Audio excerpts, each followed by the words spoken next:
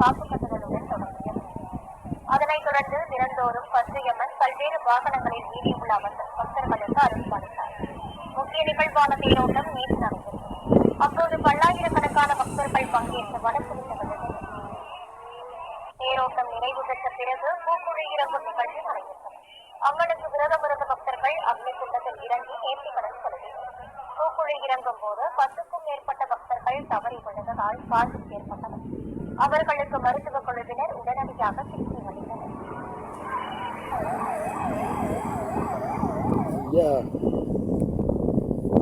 அதுக்குன்னு ஒரு மரம் இருக்குது. எல்லா தீ பிடிச்சி அந்த தீயெல்லாம் சாம்பலாகிற மரம் இல்லை. கருவாரா மரம், வேறு மரம், அந்த மரம் இந்த மரம் இல்லை, ஆகாவளி மரம் தான். அதை நம்பி ஜனங்கள் அறிஞ்சுன்னா இது பெரிய சிக்கல் கொண்டு சேர்த்து. அது பார்த்தியா? அதனால் நீங்கள் இப்போ ஸ்டாலின் உதயநிதி ஸ்டாலின் அவங்க அப்பாவும் முரசொலி மாற அது அப்பம் பண்ண தப்பு இல்லாமல் இப்போ ஒரு ஊருக்கு வந்த அந்த காலத்தில் ஒரு நியாயம் பேச போனேன். நியாயம் பேசுறதுக்கு என்ன பண்ணுவாருன்னா, எல்லா வீட்லேருந்து கொண்டு வாங்க அப்படின்னு நியாயத்தை கொண்டு வந்து பேசிக்கிட்டா இருப்பார். இவர் எங்கே பூமி இருக்குது அப்படின்னு பார்த்துக்குவார்.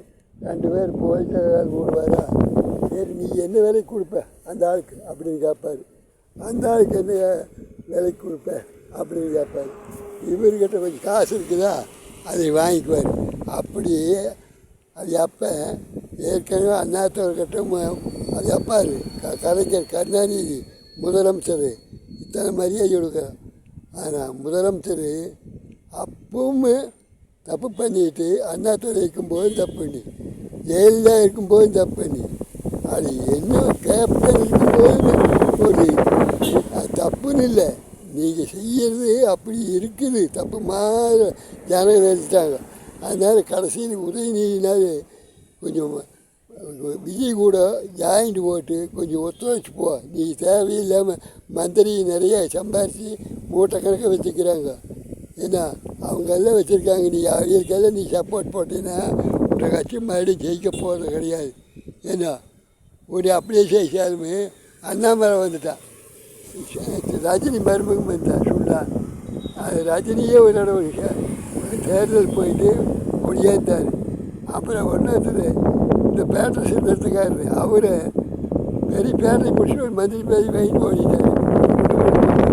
அப்புறம் கம்ப்ளீட் பண்ணாமல் இந்த வடிவேலு அவர் ஒரு ஆகாமல் படம் நடிகர் கண்ணனை கூப்பிட்டாரு பேசி கேப்டனு அந்த மரியாதை கேட்டான்.